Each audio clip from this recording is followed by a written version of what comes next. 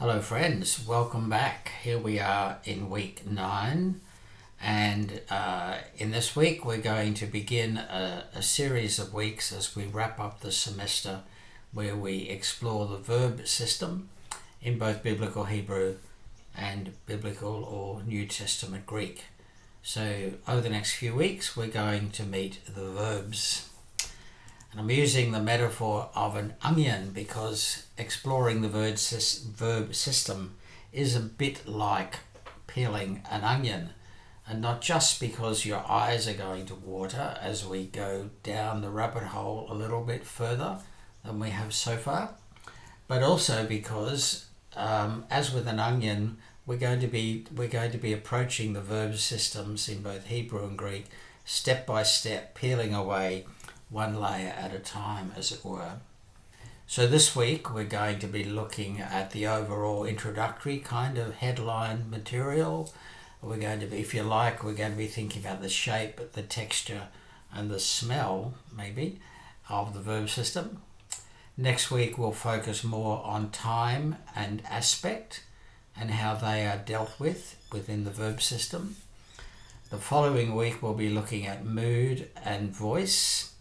And then in the final week of the semester, we'll move beyond the kind of indicative everyday sense of the verb, and we'll be looking at the non-indicative forms, and in particular at infinitives and participles. So that's kind of where we're heading. And we're going to kick off this week by getting an overview of the verb system in both Hebrew and Greek, and of course all the way through we're going to be noticing that this is where the accordance software really becomes especially helpful for us. So let's do a bit of a recap on the verbs, how verbs work in English, since we all do this all the time but don't necessarily have a kind of explicit framework in our thoughts. So with verbs, there are 3 sets of pairs to keep in mind. As I said, we know this, but we don't necessarily know that we know it. The first is the difference between finite verbs and non-finite verbs. Okay? A finite verb will always have a subject. Somebody is the subject of the action, and so it's finite, it's particular. It's attached to that particular person or agent. A non-finite verb, we're talking about infinitives and participles, and these do not have subjects. They're a kind of different. We'll come to them later in the semester, but they're not tied down to a particular subject. Then there's the difference between dynamic verbs and static verbs. Dynamic verbs involve action. Something is happening, something is being done. And static verbs or stative verbs refer to a state of being, a condition, even to some degree feelings.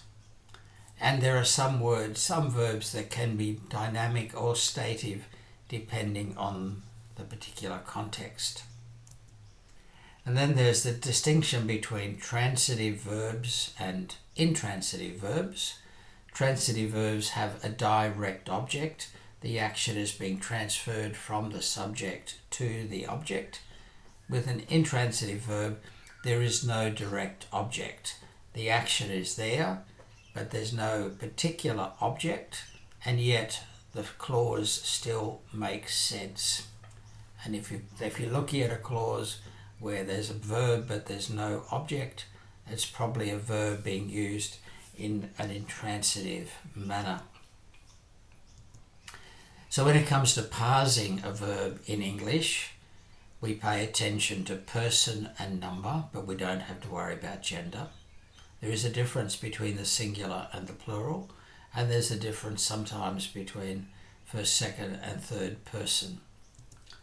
We also pay attention to things like tense and aspect. So tense tends to be when is the action happening, and aspect is how is the aspect happening? Is it a one-off thing? Is it a continuous thing? Is it something which has happened in the past but it's still effective in the present, and so on? And then there's voice and mood. The voice in English is mostly a question of active and passive. Am I doing this, or is it being done to me? Okay. And of course mood. And mood is from the intention of the speaker, not the intention of the perspective of the reader. Okay. So from the point of view of the person who's the subject, okay, and the person who's speaking to us, are they describing something that's there in front of us, indicative? Are they giving a command? Are they expressing a wish or a hope, and so on? So voice and mood. And these all come together. These different the verb will be inflected, even in English to some extent, in order to pick up these different variants. And those patterns of inflections are called conjugations. This will be more relevant, of course, when we get into Hebrew and Greek, but the patterns in the noun system are called declensions, and the patterns in the verb system are called conjugations. So when it comes to parsing verbs, more generally in biblical studies, we've seen this slide before, but let's look at it again just to remind ourselves. With biblical Hebrew, when you're parsing a verb, you're going to have the word as it appears in the text. You'll have the lexeme, the word as it appears in the lexicon, which may or may not be exactly the same. There'll be the stem, the verb stem. There'll be the form, where we're looking at things like tense and mood. There'll be the person and the gender and the number. So gender is going to be part of the inflected system. We're looking at how this verb functions within the syntax of the paragraph, and then we'll have our initial kind of translation. Okay, word, lexeme, stem, form, and then person, gender, number. Then how does it function in terms of syntax, and then gloss. Very, very similar in the case of Greek. We're going to be looking at the word as it occurs in the text, the lexeme, the stem from which the verb is derived ultimately. We're looking at form, and the form will be things like tense, voice, and mood. And then we look at person, gender, and number.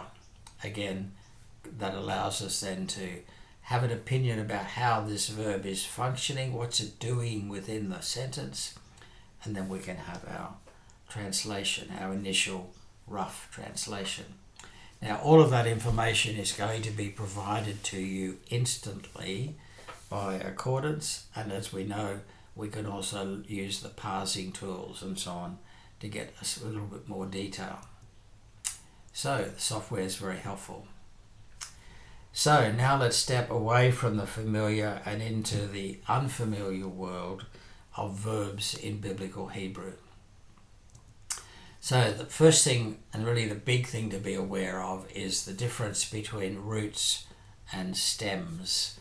As we know, Hebrew is a language which tends to work with tri-consonantal roots, and both the nouns and the verbs are derived from, in most cases, from that very simple form that has three consonants and then is modified in various ways. And the fundamental meaning of the word, whether it's a noun or an adjective or a verb, is going to come from the tri-consonantal root.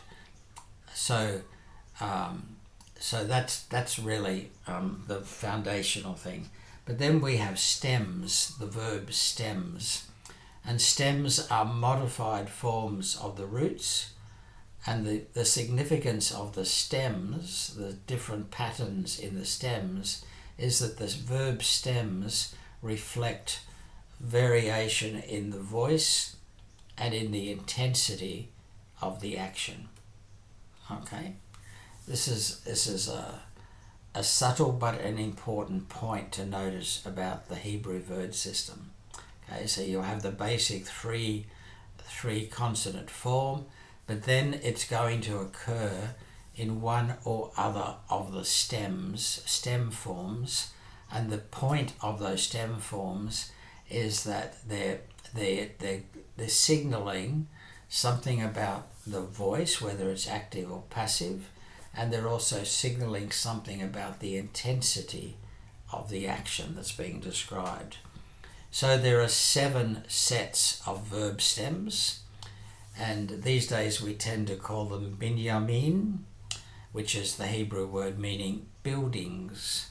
And for those of you who speak Arabic, this is very similar to the way the verb system works in Arabic, and of course binyan is very similar to the Arabic word bana for building.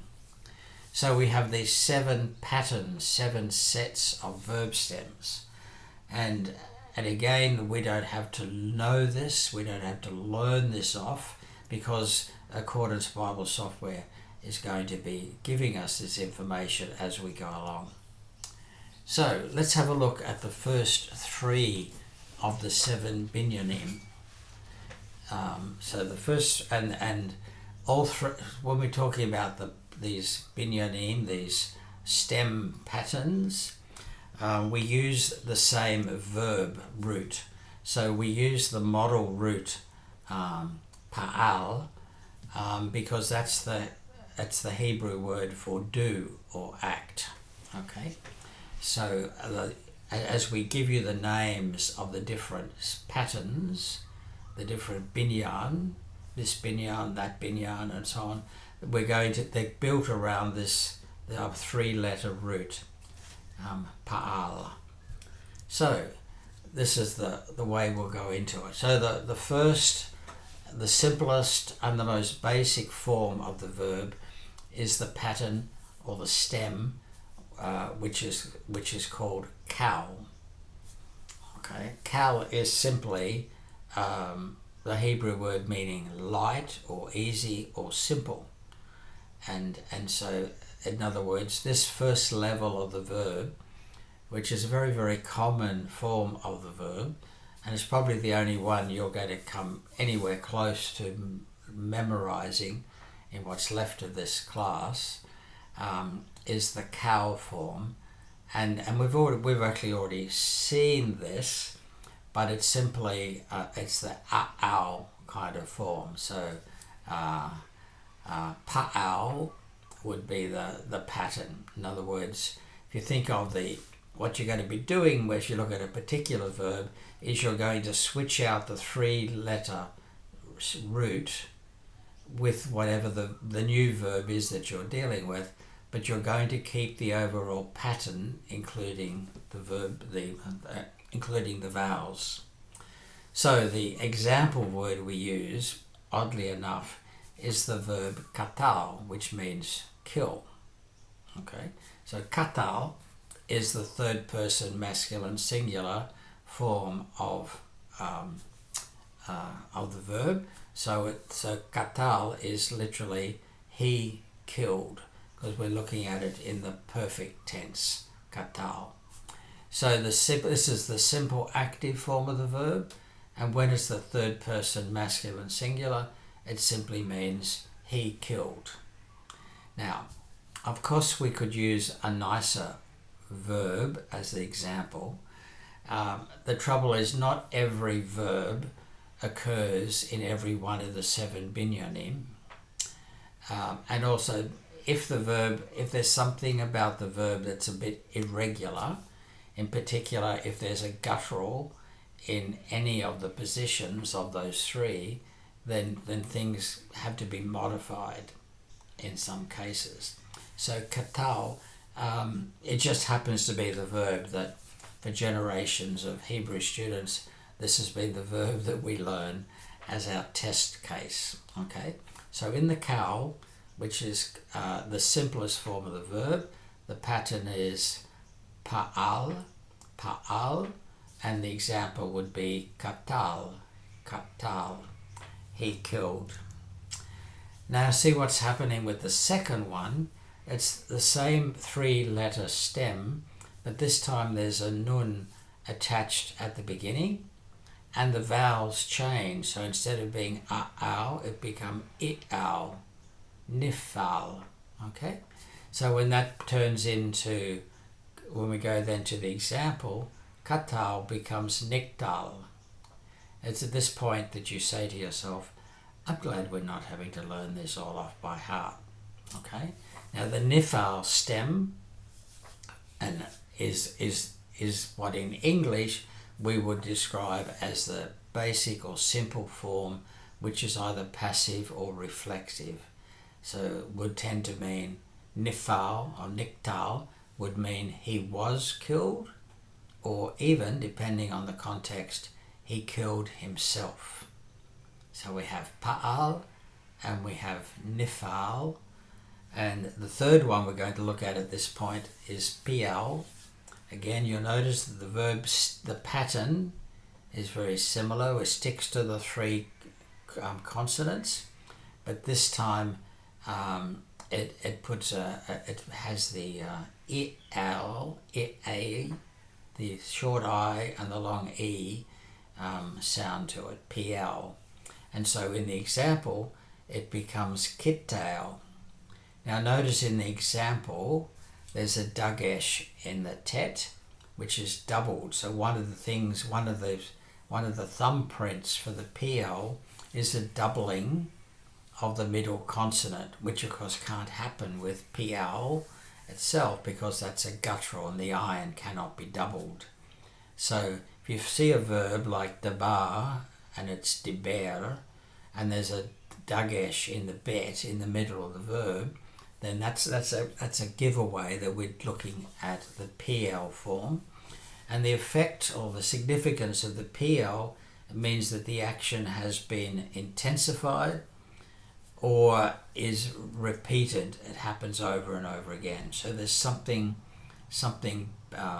more powerful about the action. So if we just take our example verb again, kittail no longer means he killed, it means he massacred, or if you like, he murdered. Okay, so it takes the action up to another level of intensity. And just a reminder that the form of the verb that you're going to find in the lexicon, not that you're ever going to look up the lexicon probably, but when you're looking at the information from accordance and when you do go into the lexicon, it's going to be organized around the third person masculine of the cow, because the cow and the third person masculine singular is the simplest form of the verb. Okay. So we've seen the first 3 binyanim. Now let's have a look at the other 4 binyanim. So, same kind of deal. We have pu'al, and as you can see, the pu'al has the short u sound and the short a sound. And so in the case of our example, katal, it's now going to be kutal. And again, notice there's a dagesh, the doubling of the second consonant. And this introduces the idea of passive, but it's passive, intensive, or repeated. All right, so it's more than simply the basic meaning of passive. It's bringing out that passive has been the degree of intensity has been turned up either by the idea of repetition or by the idea that it's becoming much more powerful. So in this case, kutal would mean that he suffered death in a way that was involuntary. Okay. And then we have hifel, and you'll see what's happening here. The verb stem now has, in the pattern, has a het on the front, and also there's an iyod, there's a long e that's been inserted between the second and the third of the root vowels. So hifil, and with our example verb that becomes hiktal. hoktal. And that introduces something we don't really have as a verb form in English. It's the causative sense of the verb. So hiktal would mean he made to kill. He made something to kill. Okay, he made someone else to kill. Then we have the hoffel, which is the passive form of the causative. He was made to kill. And you can see what's happening here. It's the het has been added to the front. That's the really short comment. It's the o sound because it's in a closed syllable. So hoffal. And in the case of our example word, it's going to be hoktal. Hoktal. He was made to kill. And the final of these 7 houses or 7 conjunctions is hithfaal. Hithfaal. And you see again, this time we've added a whole consonant, a whole syllable to the front. Hith to the front. So it's hithfaal. And, or in the case of our example, it's hithkatael. Hithkatael. He was made to kill himself. So it's passive, but it's a more intensified form of the passive. So there's a really brief overview of the 7 different conjugations, the stem patterns, or the binyanim, as we tend to call them these days. We don't learn them off by heart because the software is going to tell us, oh, this particular word, it's a hifil, it's a pl, it's cow, or whatever, as the case may be. So, just how does this look? How does it work out in practice? So you take that basic pattern, whichever particular pattern it happened to be, whichever conjugation or binyan it happened to be, and then you add other bits to it. Okay? Some things are prefixed, some things are infixed or inserted, and some things are affixed to the end of the stem. And the patterns that then result from that process are how we get to know person, number, and gender. So it's going to look like this, which you don't need to learn off by heart, but I hope this graphic lets you see what's going on. Okay, this is the verb shamar. Okay, so if you come down on the right hand side, the second bottom, that's the masculine, third person masculine singular, the simplest and shortest form of the verb shamar. So what we've got here is first person singular, second person masculine singular, second person feminine singular, third person masculine singular, third person feminine singular, first person plural, which is neither male nor female, masculine or feminine. Then we have second person plural masculine, second person plural feminine, third person plural, and actually there's no difference between the masculine and the feminine form. It's just written twice, I think, to keep the diagram looking kind of neat. So it's going to be shamati, shamata, shamat, shamar, shamra, shamanu, shamatam, shamaten, shamru. Okay.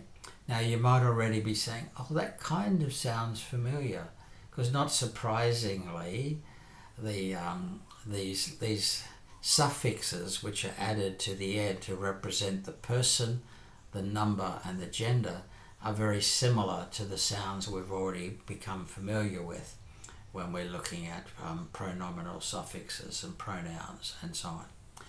So this is not a level of detail we need to be learning, but again, those of you who are able to read and speak Arabic will be going, oh, we know this stuff, this is kind of familiar.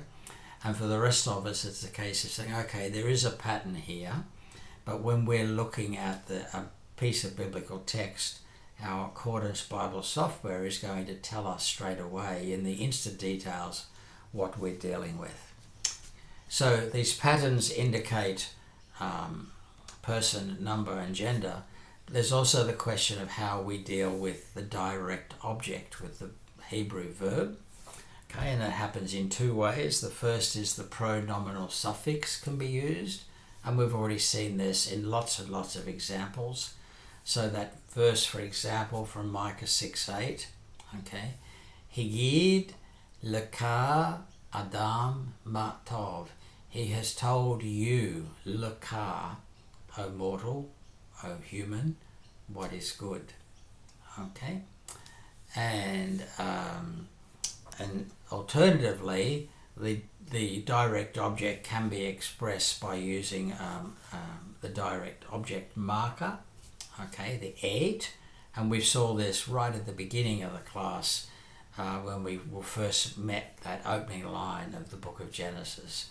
Bara, there's the verb. Aha, now we see what's going on. Bara, masculine, third person singular.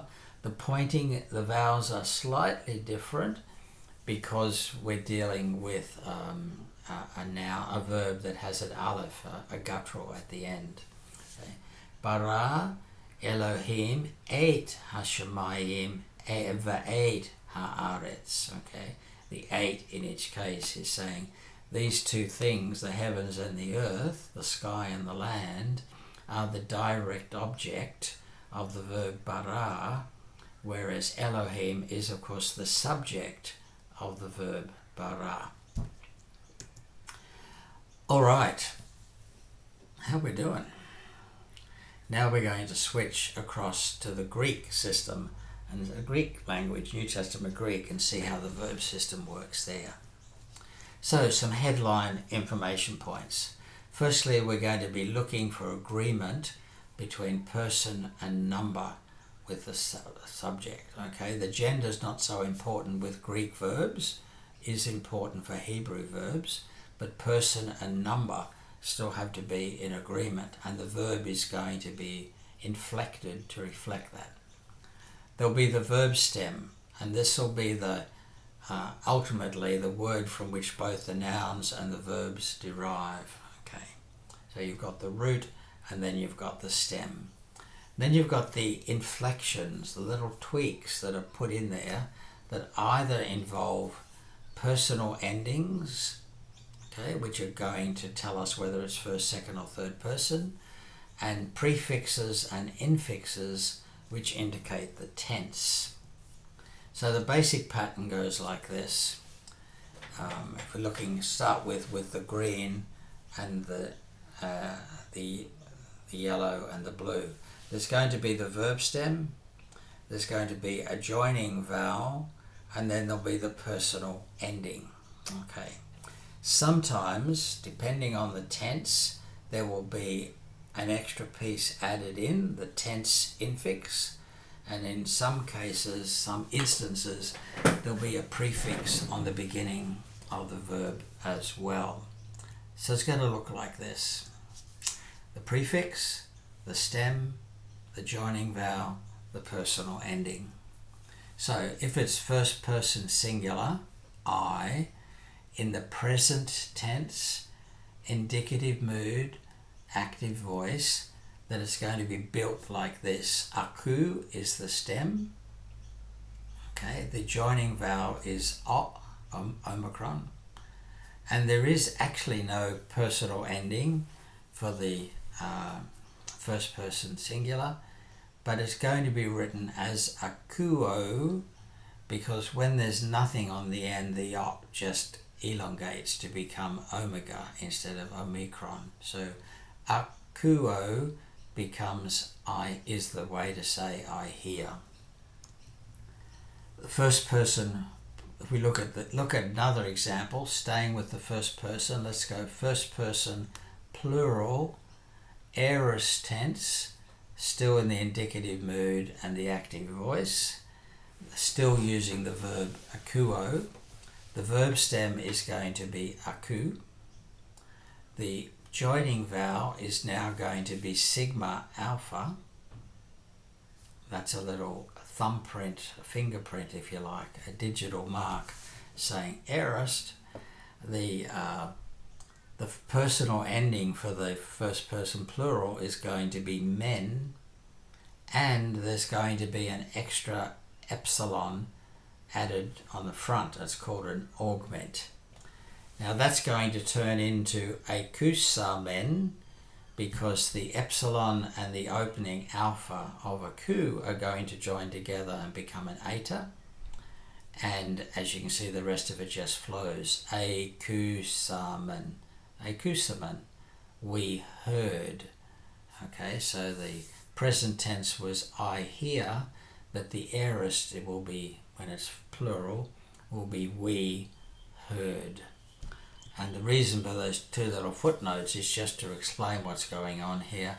Omicron plus nothing becomes omega, and epsilon plus alpha becomes eta. These are enough to confuse us when we're beginning, but they make sense when we think about them. And again, a reminder, the software is going to take care of this for us. So let's look at how this works. What are the patterns we're dealing with verbs in the Greek? So present tense, future tense. There's no prefix involved. They use the present tense verb stem. That's cool. There's no extra formative added for the present, but there is for the future. So whereas we would add will as a little auxiliary verb, in Greek they simply insert sigma basically into the present tense, and that sigma being added in there turns it into future. The connecting vowel is either going to be omicron or epsilon, depending on which person we're dealing with, and their personal endings are going to be what's called the primary set of personal endings, which are these ones: o, ace, a, omen, ete, usi. And you're going to come across these a lot, and obviously the first person singular form is the form you'll find it in the lexicon. So when we learn a verb like Lego, okay, we learn it with that first person singular ending. So the paradigm is going to be luo, lues, lue, luomen, luete, luusi. And in the future tense, it's going to be luso, luses, lusei, lusomen, lusete, lususi. Okay?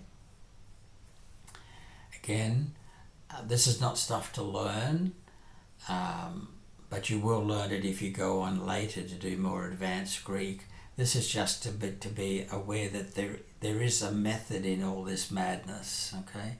In all this miasma of different forms, there are some underlying methods. When we look at the imperfect and what we call the second aorist, it's also sometimes called the strong aorist, okay? Then the pattern changes a little bit. The basic formula is the same, but the pattern will vary. Now we have a prefix added, the little epsilon being added to the front. The imperfect is going to use the same present tense stem, verb stem. It's going to have the same connecting vowels, but it's going to use a different set of endings. And those endings are these ones. So when you put all that together, it becomes eluon, elus, eluet, elulomen, eluete, eluon. So again, we're not having to learn this, the accordance is going to tell us. In the case of the second aorist, it's the same basic system, but it's going to use, if a verb has a second aorist form, typically a verb there'll be two ways of creating the aorist. Aorist 1 we'll come to in a second. Aorist 2 actually takes its verb stem from somewhere else. And so I'm using the example here of lambano. And in the case of lambano, the second aorist verb stem is simply lab, not lamb. Okay, it's lab. So it'll become elabon, elabes, elabet, elabomen, elabete, elabon. So there's a pattern here is all you're really wanting to pick up from this. The next thing is the more common aorist, the first form of the aorist, sometimes called the weak form of the aorist. Again, it has the augment on the front, but it uses the present verb stem, same verb stem as the present tense. It has a little marker that goes in there, as we saw previously. The sigma alpha is the tense formative. So like the future tense uses the sigma, the aorist tense uses sigma alpha. There are no connecting vowels to worry with, and then you go straight to your primary endings. So it's going to be elusa, elusas, eluset, elusaman, elusate, elusan. Okay? Again, not to be learned and memorized, just to go, aha, I see there is a pattern. And the perfect tense, it's going to use what we call duplication at the front. So it's not only going to have the augment, it's going to duplicate the first consonant from the stem. So since we're playing with the verb luo, the prefix is going to be let, not et, but let. It's going to use the present tense stem. The tense formative, instead of being sigma alpha, it's going to be kappa alpha. So sigma by itself is a marker of future. Sigma alpha is a marker of aorist. Kappa alpha, along with the duplication, is an indication of perfect tense. It's going to use a primary set of personal endings, and so it's going to look like this. Okay? Leluka, lelukas, leluket, lelukamen, lelukatu, katet, and lelukasi, or kasin, if there's a vowel following. All right, so there's enough there to make your eyes water, just like peeling an onion. Again, the purpose of this is not to say learn all this stuff. There'll be a test on it next week. It's simply to let you see there is a pattern. And of course, we're going to be relying on the Accordance Bible software to tell us what's going on with a particular example. But the inflections that are here involve tense, and they also involve first, second, and third person, and they involve singular and plural. So all of those elements go into the mix master, as it were, and the actual inflected form of the verb is what Accordance will interpret for you. So just a reminder, the primary endings are o, ace, a, om, and ete, usi, and many of these you'll become familiar with straight away. The o, obviously, because that's the form you memorize the verb. The third person singular, because it happens all the time in the Gospels. The omen and the ete, because it's pretty consistent right across all the different forms. And the usi, because it's fairly common. So if we compare that with the so-called secondary set of endings, on, es, et, omen, ete, on, again, we're going to very quickly become familiar with the most common forms of those. And in particular, obviously, on the first person plural and the second person plural tend to be fairly distinctive and consistent. We don't have to memorize this, but you won't be able to help yourself. Some of the mud will stick because we'll keep throwing it at you. So how does this work, particularly in the case of the present tense and the future tense? So as we've seen already, luo, lues, lue, luomen, luete, luusi. And when that becomes future, it becomes luso, luses, luce, lusomen, lucete, lususi. Now that works fine with our demo verb of luo, but what if the stem, the verb stem, ends with a different sort of letter? Okay, so if it ends with a labial or a dental or a guttural, okay, some changes happen. So if the verb stem ends with a P, the beta or the phi, and you add the s to it, the sigma to it, then it becomes psi. Okay? If the verb stem ends with tau, delta, theta, or zeta, and you add an s to it, it becomes a sigma. And if the verb stem ends with a kappa or a gamma or a chi or a double sigma, and you add another sigma in because of the future tense formative, it becomes kasi. So for example, baptizo, I am baptizing. When it becomes I will baptize, it becomes baptizo. See how the zeta has been transformed into a sigma.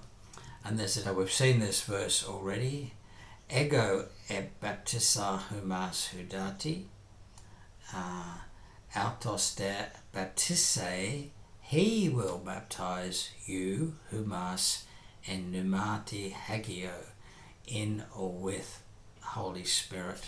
So that's John speaking, John the Baptist speaking.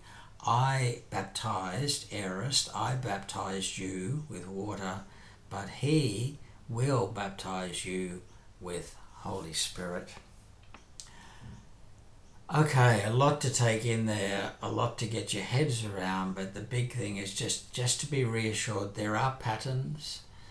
Once upon a time we learned off all those patterns, and you will still do that if you go on to do a serious, proper New Testament Greek class, as I hope some of you will, but the Accordance software is our best friend.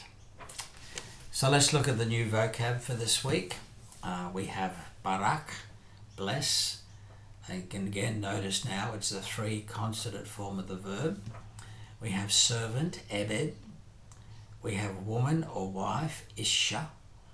We have lord or master, adon. And we have the number 1,000, which is elef. Okay. And of course we're familiar with the word Adonai as a substitute for Yahweh. Adonai is simply my Lord. On the Greek side of the ledger we have eulogeo, which is a verb. You'll notice it ends with the omega, of course. And we have doulos, which is the word for slave or servant. So you'll learn doulos, hot doulos, doulou. We have gune, hey gune, and gunes, the word for woman. And we have hot kyrios and kyriou, the word for Lord or master. And we have kilioi, the Greek word for 1,000. Our English word eulogy, of course, is derived from the Greek verb eulogeo, and our words like gynecology and misogyny and so on are derived from the Greek word gune for woman, while theological term chiliastic, to do with the millennium, comes from the Greek word for 1,000, kilioi. And just looking ahead at the week, since we're doing this on Monday, so the Monday video will be introducing you to the verbs, the new vocab, as we've just seen, are items 81 to 90, so we're almost there, only one more week of vocab to be adding. The weekly quiz number 9 will be due by Sunday night. Of course, we'll have the class on Wednesday as well. And the additional or parallel reading this week is an interesting article by Jack Sanders, taking some a difference with a statistician called Rodney Stark. And I've selected this one because it's to do with how do you work out how many Christians or Jews there were in the population of the Roman Empire. And a lot of that comes down to decisions people make about the population of various cities, because outside of Palestine, Jews and Christians tended to be found in the cities rather than in the countryside. So I hope you'll find it an interesting discussion about how statistics and presuppositions all come together in biblical and historical studies. Okay, so we're back into it this week. We're jumping into the deep end of the pool with the verbs, and we'll do a bit more work in class on Wednesday night to tease out how the verb system is going to work for us. We'll see you then. Bye.